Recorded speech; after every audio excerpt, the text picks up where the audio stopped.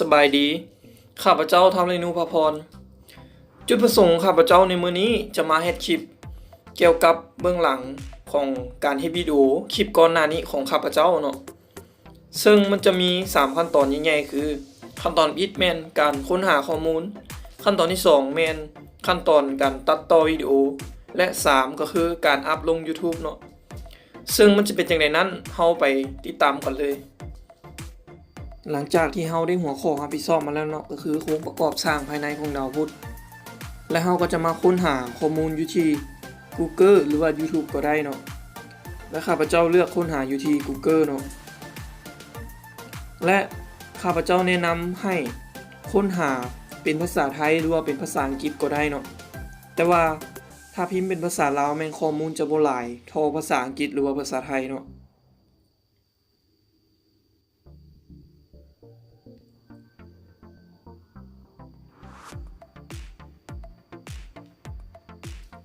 และเมื่อเฮามั่นใจแล้วว่าจะเอา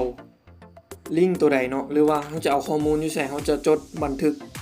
ใส่เกียร์ไว้หรือว่าแคปหน้าจอไว้ก็ได้เนาะและเมื่อเฮามั่นใจแล้วว่าจะเอาลิงก์ตัวนี้เนาะก็จะคัดลอกลิงก์ไว้เนาะแล้วก็จะส่งให้หมู่ทาง Messenger เนาะหรือว่าส่งเข้า Messenger ของตัวเองก็ได้เนาะเราจะกดวางแล้วส่ง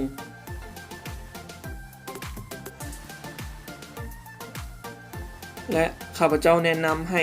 เข้าไปเบิ่งหลายๆเว็บไซต์เนาะเพื่อจะเบิ่งอ้างอิงว่ามันมีจุดใดที่คือกันและจุดใดที่เฮาจะเอาเนาะแล้วก็จะพิมพ์เข้าไปข้อมูลที่เกี่ยวข้องเนาะ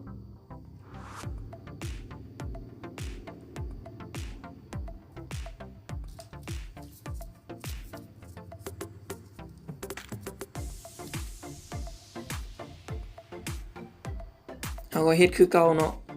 คือถ้าเฮาจะเอาตัวใดแล้วเฮาก็จะจดบันทึกไว้แล้วก็คัดลอกลิงก์ไว้เนาะแล้วก็จะส่งให้หมู่ทาง Messenger คือเก่าเนาะกดวางแล้วก็จะส่งและเมื่อเฮาได้ข้อมูลครบแล้วเนาะเฮาก็จะมาดาวน์โหลดเอารูปภาพหรือว่าดาวน์โหลดเอาวิดีโอเนาะซึ่งข้าพเจ้าจะแนะนำให้ไปดาวน์โหลดอยู่ที่ TubeMap เนาะ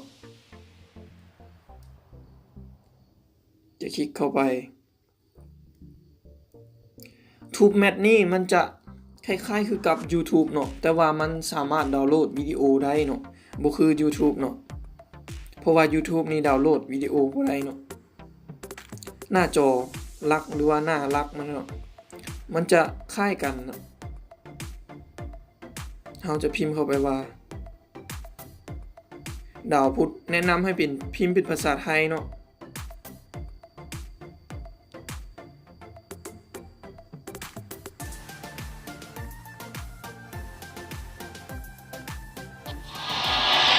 และเมื่อเรามั่นใจแล้วว่าเราจะเอา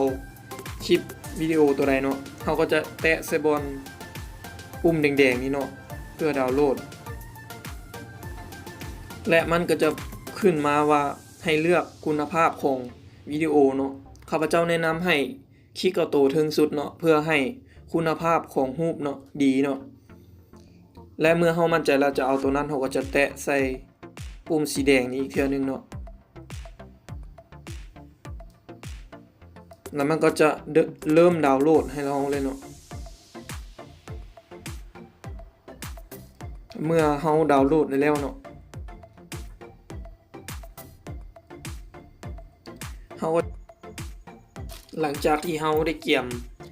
ข้อมูลไว้แล้วเนาะแล้วก็ไปดาวน์โหลดรูปภาพหรือวิดีโอไว้เก็บไว้ตัดต่อเรียบร้อยแล้วเนาะเขาจะมาเข้าสู่ขั้นตอนต่อไปก็คือขั้นตอนการตัดต่อวิดีโอซึ่งข้าพเจ้าจะแนะนำให้ไปดาวน์โหลดแอป KineMaster มาเนาะ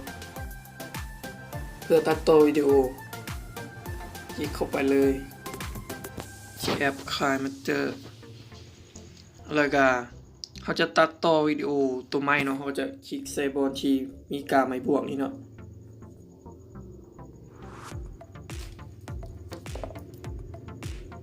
แ และนี่ก็คือหน้าจอหลักที่ยังบ่ทันมีการเลือกวิดีโอมาตัดต่อเทื่อเนาะแล้วเราจะเข้าไปที่มีเดียเนาะเพื่อจะเลือกวิดีโอที่เราเก็บไว้มาตัดต่อเนาะเราจะเลือกรูปภาพหรือว่าวิดีโอที่จะใส่ทั้งหน้าเนาะเจ้าแม่นเลือกรูปภาพเพื่อที่จะใส่เขียนคำอธิบายทั้งหน้าเนาะแล้วก็2แม่นจะมาเลือกวิดีโอนี้เนาะโอเคเมื่อเราเลือกได้ครบแล้วเนาะเราก็จะคลิกใส่บอลที่ขวามือสุดนี่เนาะคือคลิกใส่บอลมีหมายถึงเนาะโอเค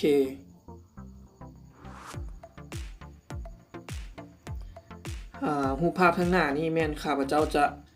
เอาไว้เขียนใส่คำอธิบายทางหน้าเนาะคำเปิดหัวเรื่องเนาะและวิดีโอนี้มันยังมีเสียงมาในวิดีโออยู่เนาะเขาจะขั้นตอนต่อไปก็คือเขาจะตัดเสียงออกจากวิดีโอนี้ก่อนเนาะเพื่อจะลบเสียงนั้นทิ้งแล้วพากเสียงมาใส่แทนเนาะคือจะคลิกใส่วิดีโอแล้วมันจะมีซอยให้เลือกเขาจะคลิกใส่ตัวบนมีการมีตัดนี่เนาะแล้วมันจะมีซอยให้เลือกว่าตัวนี้แมนตัดไปทางซ้ายของหัวอ่าน2เนาะคือตัดไปทางขวาของหัวอ่านและ3แยกที่หัวอ่านและ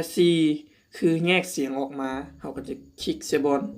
ที่4นี่เนาะคือแยกเสียงออกมามันก็จะได้ประมาณนี้แล้วเราก็จะคลิกเซบอนเสียงนี่เนาะที่บนมีสีเขียวๆนี่เนาะเพื่อจะลบเสียงนี้ทิ้งเราก็จะคลิกเซบอนมีกาทางขี้เหงื่อนี่เนาะโอเคและนี่ก็จะยังเหลือแต่รูปภาพแล้วเสียงจะบ่มีแล้วตอนนี้เนาะและขั้นตอนต่อไปก็คือเราจะมาลบตัวที่มีตัวหนังสือออกเนาะภาพตัวที่มีตัวหนังสือนี่ออกเนาะแล้วก็จะคลิกเซบอนมีวิดีโอนี่เนาะต้องเนาะแตะเซบอนมีการมีตัดมันจะมีซอยให้เลือกเราก็จะแตะที่ตัวที่3ก็คือแยกที่หัวอ่านความหมายก็คือว่าเราจะแยกเอาตัวที่มีตัวหนังสือนี้ออกมาเพื่อจะลบทิ่มเนาะแล้วก็จะมาแยกออกทางที่สุดตัวหนังสืออีกเทื่อนึงเนาะก็คือแยกที่หัวอ่านคือเก่าเนาะโอเคจะได้ประมาณนี้แล้วก็จะคลิกใส่ตัวที่เราจะลบทิ่มหรือว่าตัวที่เราได้แยกตัวหนังสือนี้ออกมาแล้วเนาะคลิกใส่แล้วก็มาคลิกใส่อีกเทื่อนึงอยู่ที่กาทางขี้เหงื่อนี่เนาะโอเคมันก็จะลบทิ่มแล้วตอนนี้ก็ยังเหลือแต่วิดีโอรูปภาพแล้วเนาะและเราจะมาขั้นตอนต่อไปก็คือขั้นตอนการพากย์เสียงเนาะขั้นตอนการพากย์เสียงนี่แม่นเราจะคลิกใส่บอลที่มีกาไมค์เนาะหรือว่าเขียนใส่ทางกล้องว่าเสียงนี่มันก็จะมีแล้วถ้าเราอยากให้เสียงเริ่มจากจุดใดแม่นเราจะเลื่อนวิดีโอให้บอลขีดแดงๆนี่เนาะซึ่งบอลที่เราอยากจะเริ่มมันเนาะเมื่อเราอยากเริ่มแล้วเราก็กดที่เริ่มเลย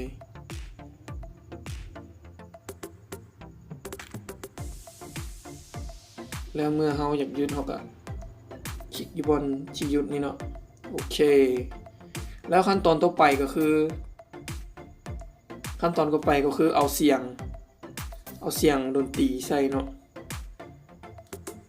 แล้วก็จะมาคลิกใส่บอลที่มีว่าเพลงอยู่ถึงสุดนี่เนาะ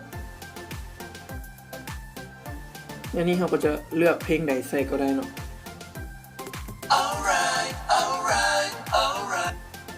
และมันยังบ่ทันอันนั้นเทื่อเนาะยังบ่ทันได้เลือกเทื่อเนาะถ้าอยากให้มันเข้าไปบอนที่เราตัดต่อเราต้องคลิกที่หมายบวกอีกเทื่อนึงเนาะโอเคได้เข้าไปแล้วตอนนี้แล้วเมื่อเราต้องการเสียงตืมเราก็จะนี่ก็จะให้บอลแดงๆนี่เนาะขีดแดงๆนี้มาต่อสิกับบอลที่เสียงสุดนี่เนาะ แล้วก็จะบวกคลิกใส่บนมีกาบวกนี่เติมเนาะมันก็จะต่อออกมาเรื่อยๆเนาะแล้วเมื่อเฮาคลิกเรียบร้อยแล้วเฮาก็จะมาคลิกใส่บอลที่มีกาไม่ถึงนี่เนาะโอเคขั้นตอนต่อไปก็คือการปรับระดับเสียงการปรับระดับเสียงก็คือว่าเมื่อเวลาเฮา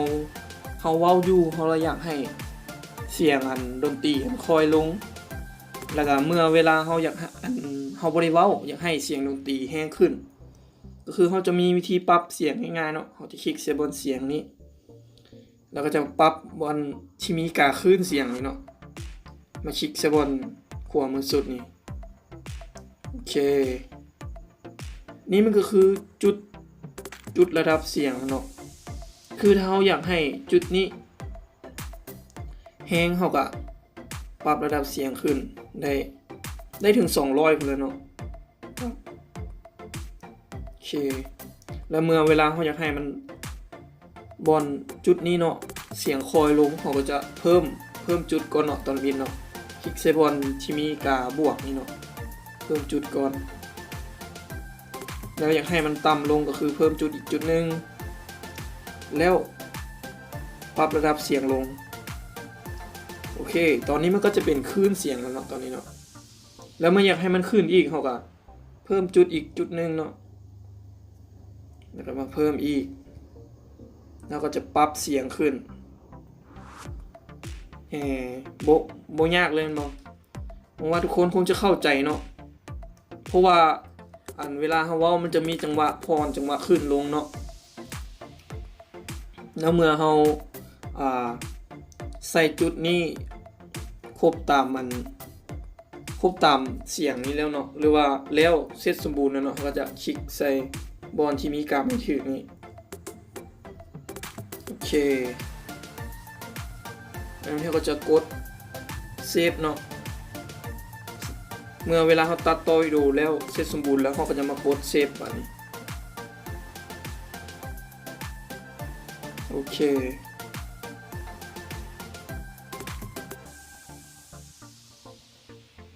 อันนี้ขั้นตอนการบันทึกเข้าในเครื่องโทรศัพท์เฮาเนาะอันนี้มันก็จะเป็นแบบซ้อยให้เลือกเนาะก็คือความละเอียดของวิดีโอของเฮาเนาะเฮาสามารถปรับเลือกเองได้เนาะคืออยากให้เฮาอยากให้มันละเอียดสูงเนาะคือเอาตัวสูงสุดเลยเนาะก็คือ720p เนาะและตัวนี้ก็คือการปรับระดับคือกันเนาะส่วนตัวนี้ข้าพเจ้าจะเอาที่ประมาณ8 จุดปลายเนาะแล้วก็จะคลิกใส่นี่เลยเนาะแล้วก็จะคลิกใส่โนมันจะขึ้นมาว่ากำลัง Export เนาะโครงการก็คือว่ากำลังบันทึกเข้าโทรศัพท์เฮาเลยเนาะมันก็จะใช้เวลาดนนิดนึงเนาะเพื่อบันทึกเข้าในโทรศัพท์เนาะก็คือว่าถ้าขีดแดงๆนี้เนาะไปสุดที่ทางขวามือแล้วมันก็จะบันทึกเซฟอยู่ในโทรศัพท์เฮาเลยเนาะแล้วก็จะเข้าไปเบิ่งตัวที่ข้าพเจ้าได้บันทึกไว้เรียบร้อยแล้วเนาะจะเข้าไปเบิ่งที่รูปภาพเลยออกไป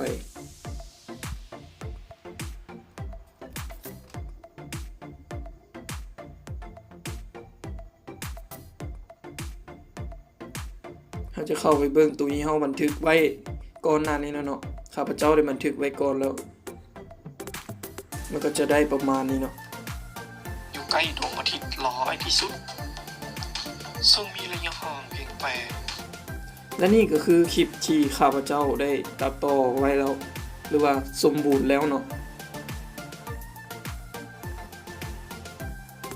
หลังจากที่เราได้ตัดต่อวิดีโอเสร็จสมบูรณ์แล้วเนาะเราก็จะมาเข้าสู่ขั้นตอนสุดท้ายก็คือขั้นตอนการอัพลง YouTube เราก็จะคลิกใส่ YouTube เลยเข้ามาก็จะเป็นหน้าจอหลักของ YouTube ก็จะประมาณนี้เนาะแล้วเราก็จะคลิกใส่อยู่ทางเทิงนี่เนาะก็คือกาของวิดีโอแล้วก็จะเข้ามามันก็จะให้เราเลือกวิดีโอที่เราจะอัพลง YouTube เนาะก็จะคลิกใส่ ต่อมามันก็จะมีให้เราใส่ชื่อเนาะก็คือชื่อของหัวข้อของวิดีโอที่เราจะอัพลงก็คือโครงประกอบสร้างของดาวพุธและต่อมาก็คือคำอธิบายของเฮาแม่นจะใส่แม่นมีวิชาแล้วก็ผู้นำพาแล้วก็ผู้นำเสนอหรือว่าเฮาเองเนาะชื่อเฮานี่แล้วก็เนื้อในของวิดีโอที่เฮาอัพลงแล้วก็ลิงก์ที่เฮาเอามาจากแหล่งข้อมูลตัวใดเฮาก็จะเอาลิงก์ตัวนั้นมาใส่เนาะคือจะใส่วิชาเรียนก่อนเนาะสาดาราศาสตร์ต่อมาแม่นผู้นำพาเนาะนำพาโดยอาจารย์ปวีสุวรรณวงศ์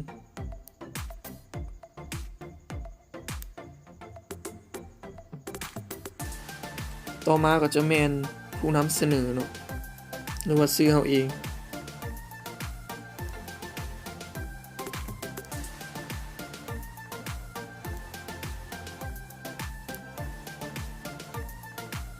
และต่อมาก็คือเราจะใส่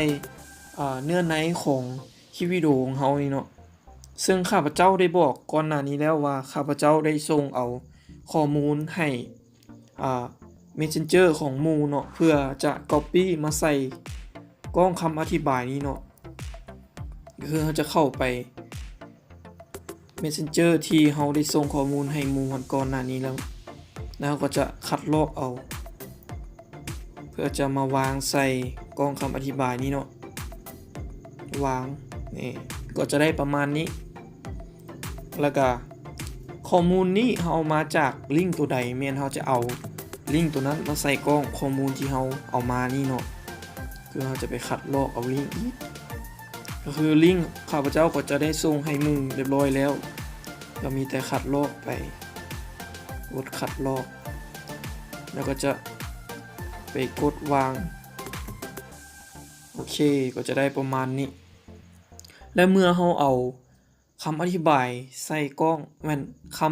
ำเนื้อในใส่คำอธิบายสมบูรณ์แล้วเนาะเราก็จะเข้าสู่ขั้นตอนต่อไปก็คืออัปโหลดลง YouTube ก็คือคลิกใส่บอลลูกศรนี้เนาะทางขวามือสุดนี้มันก็จะเริ่มอัปโหลดให้เราเลยเนาะก็คือจะท่าให้มันอัปโหลดจนเต็ม 100% ก็จะอัปโหลดได้อย่างสมบูรณ์เนาะและนี่ก็คือคลิปวิดีโอที่ข้าพเจ้าได้อัปโหลดลงก่อนหน้านี้แล้วก็คือคลิปที่สมบูรณ์แล้วเนาะมันก็จะมีคำอธิบายประมาณนี้เนาะนี่คำอธิบายมันก็จะมีเนื้อในเนาะเนื้อในแล้วก็ลิงก์ที่เราเอามาหั่นโอเคมันก็จะประมาณนี้แล้วก็จะท่าให้ขีดสีฟ้านี้เต็มเนาะแล้วก็จะอัปโหลดอย่างสมบูรณ์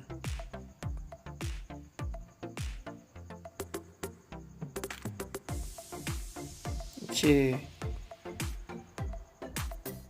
เข้าไปเบิ่งที่ช่องของเฮาก็ได้เนาะนี่มันก็จะปรากฏขึ้นคำมันอัพลงแล้ว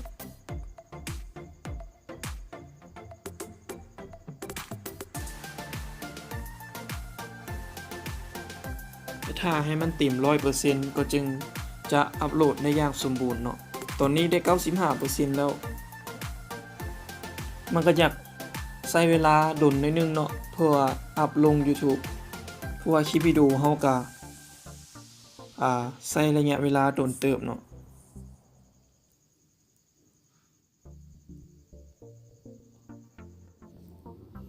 และนั่นก็คือขั้นตอนการเฮ็ดคลิปของข้าพเจ้าเนาะหวังว่าทุกคนคงจะได้ความรู้เกี่ยวกับคลิปนี้เนาะบ่หลายก็น้อยเนาะสำหรับบอนใดหรือว่าจุดใดที่ยังบ่เข้าใจหรือว่าข้าพเจ้าเฮ็ดไว้เกินไปเนาะสามารถคอมเมนต์มากองคลิปนี้ได้เนาะสุดท้ายนี้ข้าพเจ้าขอลาไปก่อนพบกันใหม่ในคลิปหน้าเนาะขอบใจ